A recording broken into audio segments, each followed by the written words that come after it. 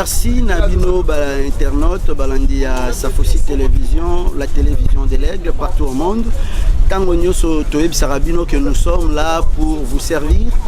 Tobimaka, tous les informations, tous les préoccupations. Oyo, les alakaipa Nabino, bongo tomemelango bino. Alors Lelo, toi ali bongo na permanence à IDPS. Wapi esika tokosolana invité Oyo, boyebiye. L'homme médiatique parce que sa présence est permanente na kati ya médias surtout internet bana poto fils mukoko oyo bolandaka tango nyonso oyo azali muto rapportaka tango nyonso ba information ya parti po bino place bozali bozwaka ba information yende to yambi lelo fils mukoko oyo azali chargé à mobilisation nationale honoraire. Tu as dit que bientôt là peut-être aux années réhabilité parce que toujours actif. Et ça n'a pas tout actif na kati ya IDPS. Et ça n'a pas mobilisateur, mais mobilisation à fils Mukoko et kanga 4 coins parce que Azamuto a créé ba parlement debout et Azamuto a vendu na kati ya médias en ligne pour na opesa kabino bana poto d'information. Alors lelo fils Mukoko a bengi biso to lingto ba préoccupation na ezali nini? Et pourquoi Alingi Lelo a liboso à média quoi que Ali Muto Alingi média mingi mote fils Mukoko. Ouais merci de Koko Lingate Ezande il faut qu'on mette le peuple congolais d'information ndenge Bible lobby mon peuple meurt à cause de l'ignorance. Donc mon peuple paiera à cause de manque de savoir, il faut tout mettre le peuple. Na minute na ye kosola na peuple congolais pour na koyebise ke ba homme politique et opposition il faut bakuta na Suisse. Na kokuta na ana botika tene teza kinzonzi ya famille na bango eza makambo babengi affaire d'état likambo mboka. Bon. Congolais nyonso amiyebi kaza congolais a se mobiliser na direction ya Suisse wana na osenga botia image lelo.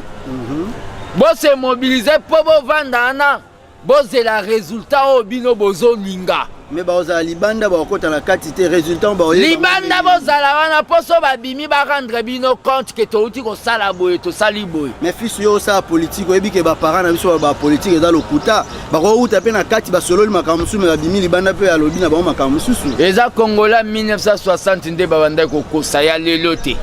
Na minute oyo nde nazo senga na ba Congolais wana eza na premier point. Ma solo misusu soko tuni ba question to so. Fils Mukoko lelo IDPS azo se détacher na lisanga oyo babengi lisanga ya ba opposant pour bimisa candidat commun.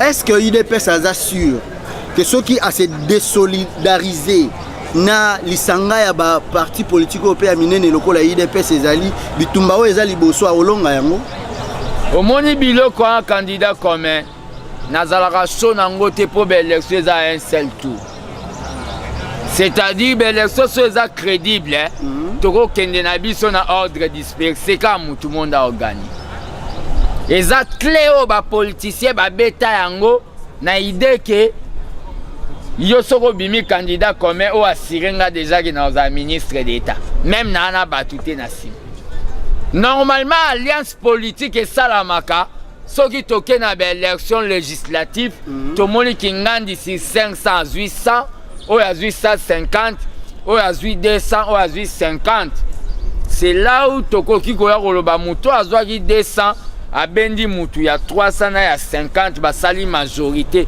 c'est là où viennent les alliances. Mais fils Mukoko Olobanayo na 2006 toke ba élection le patriarche Tshisekedi azalaki te na 2011 à lobby commis non assistance en danger hein ya moto yo aza na problème ou non assistance en danger ya RDC o bazo ko assister te mais na deux fois wana opposition azalika ko échouer bat balobi non opposition échoué parce que kendaka l'ordre dispersé mais yo uto lobawa soki bakena bango ta l'ordre dispersé alliance salamaka na wapi na kati ya ba parlement mais pour comment makasi o gagner législative nini plutôt o gagner présidentiel faut ça la associé, il faut sangana batu.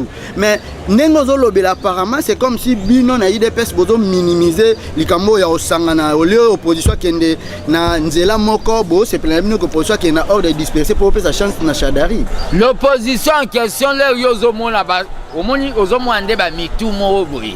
Ya batu ya ndozo benga en opposition. L'IDPS ça salaki politique à ouverture. To côté ça ba opposant misu ba analyste na biso IDP pour na l'accès au que toza pe na stratégie. Le problème est que parce qu'ils étaient allés en ordre dispersé au Lobamaka. Ils ont triché ndé ba bete la ngombunda. Vous comprenez? En 2011, tu serais dans Zoa ba voix. Vous comprenez? Ba yiba victoire. Baïba victoire, c'est pour cela que tu s'autoproclames président. Petit Kalabongo na histoire. Petit Kalabongo mais à Salaté. Le problème est à Salaté, na idée que ba militaire na biso baza prise en otage et pas bao ba bengi ba Rwandais. Mais vous savez pas que notre armée ndenge baza boina ba etumba ba tutu au mona kao bazara neti batwa mulongo ya ba Rwandais. Est-ce que vous avez des preuves? Mais l'armée n'a pas contrôlée par les Rwandais. Toi, tu ne sais pas que les pays est occupé. Débat, on a un bang. Le problème est Zaliboé. Le problème est Zaliboé. Namini Toyo. Biso to comprendre loko moko. Même Salagaso Union pour le Congo. A échoué. Tu sais que tu vas y victoire. Bon, tu n'es pas victoire. Tu sais que tu vas y victoire. Tant que tu vas y victoire pour l'Obama qui est victoire, qui va corrompre, qui est en masse. Bandengo lobby wana, ils ont engagé Menga na ebike na 2006 c'est l'élection de Kabong. Na minute de tozali awa. Biso to zasir. To kendena bandeko. Par rapport de Moutarobimisa, je félicite Mouzitu. Il y a le baki qui a un contrat de gouvernance. Ça c'est clair. Vous comprenez? Il dépasse pas 5 ans. Mais bateau, le ciel. C'est-à-dire, tout qui est la place là vraiment, tondi mangote. C'est-à-dire, en Afrique du Sud, vous voyez, une catapée là. N'Afrique d'ici une cathédrale mais et bisa jamais ANC qui vanda na nbo bisoto bima bisoto aneti ANC ya awa. Un peu respect. Le problème est na minito to linga to loba opinion. Bakatumbiste bazui image na lobaka non na machine bazo tambwis. Yango ndeza ki motuna ngai ngai kolanda balobi image on tamwe makasi ya balobi comment fils Mukoko alobaki ata Jésus-Christ akitina ba ange na ye asali ba élection na Shadari a opola kaka Jésus-Christ apolaka liboso Shadari yango biso IDPS toko kende te na machine à voter mais surprise koyokaka ke oh non IDPS avec ou sa machine stratégie ni révélation ni bozui pour lelo malobo bolobaki lobby bon négliger yango lelo boloba maloba ya sika oyo et puis si panique et puis si boulou ya population comme loba oh c'est que ba liembongo c'est que ba laki primature c'est que beleka ko ebinenge zala ezanini. Le problème est que la politique n'est pas statique, la politique est dynamique. Exactement. Politique est que koya forte. Toboya ki machine tolobai makambwana. Ce qui est l'élection, c'est un livre qui est Kabila, ça c'est l'élection. Mais au moins, il y a des avions partout, des hélicos. Au moins, il y a des gymnastiques pour la communication pour la consommation extérieure.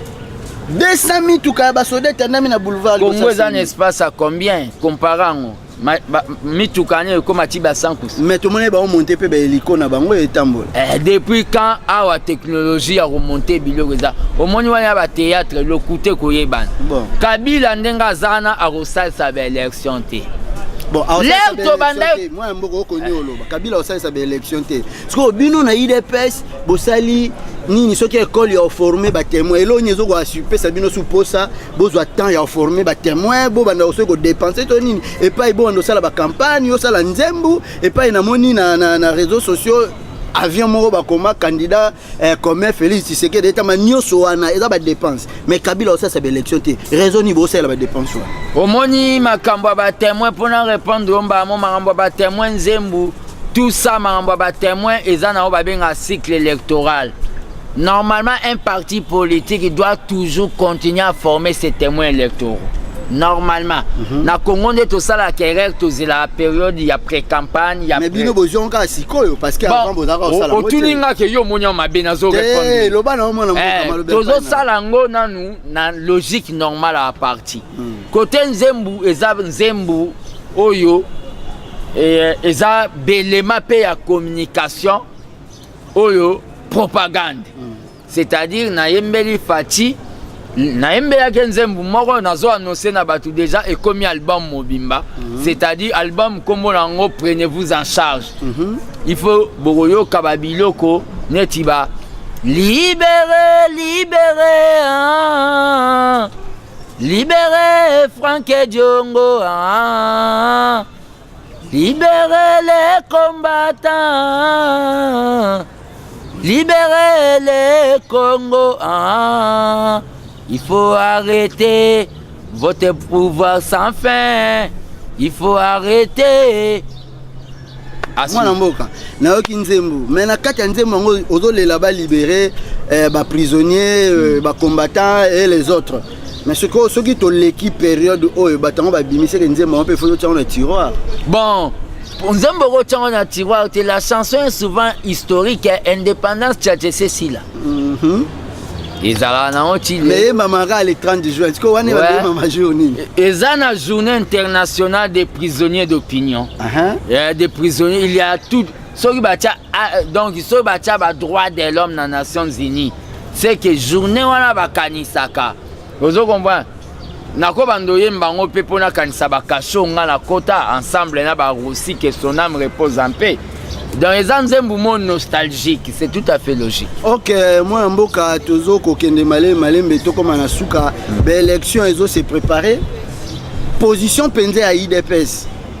Est-ce que et si bozu ba assurance il y a ba témoin na bino ke ba retravailler ba za la corrompu est na niveau to commis parce que mkomsu tozaki na yo awa na récolte ya ba $1 oloba déjà bando comme ba 1 million est bozo ko garantir campagne ya ba candidat député provinciaux nationaux na ya yemoko fati bozali ko assurer peuple congolais que ce qui lelo ba élection salami parce que toi on a phase ya 6 positions ce qui lelo ba élection salami peuple congolais abanda osepela ke fachi akamba mboka na ba vision azala nango ou bien ezaka tozo bunda soki ko simbe simbi soki simba te l'essentiel to bundaki bisole toloba tenon bon l'IDPS vaincra toloba l'IDPS ne va on va voir s'il va vaincre toloba vaincra peuple face à la certitude côté mambo etali préparation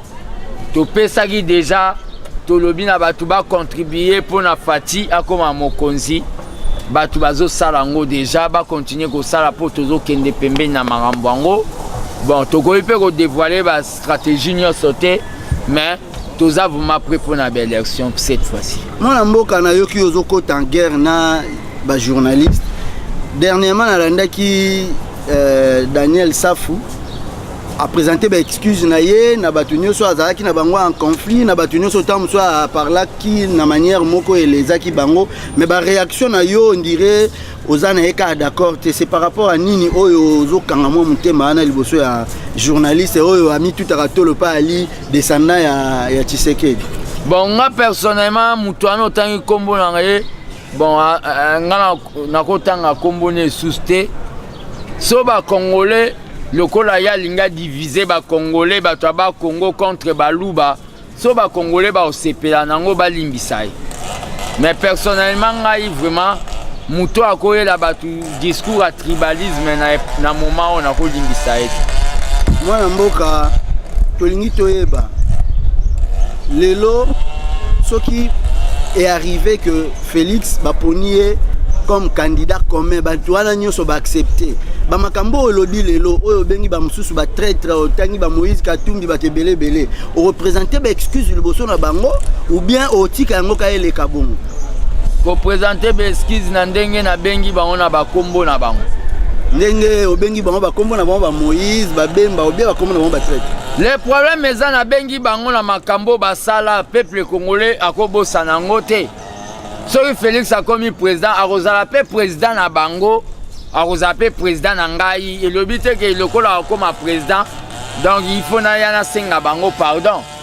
Na lobby na bango eza batu oyo po na nganga na koza na bango confiance ite. Yo lingi na finare qui na effacé Kembemba loba na biso so bobimi na nsela na obeta bino masana bosana. Yo lingi na bosana na finare qui ke Katumbi ayiba ba iranyo. Ah bon? Banezo ko engager yo amona mboka. Babiloko wana basala yango il faut to rappeler bango po basala ngo lisusu te. Ya solo. Il faut rappeler bango po batika ko sala makambo basala ya mabe ya soni. Oye mema bango tina ba CPI. Mwana mboka na yoki yo attaquer pe sur ba église. Ba église ndezo sambela Congo ta mfeza na kimia oyo. Bandi ko attaquer ngo liso église Sahel. Ba église oyo sambela Congo. Depuis banda o sambela yo somona tala. Au moins il va m'acambouana.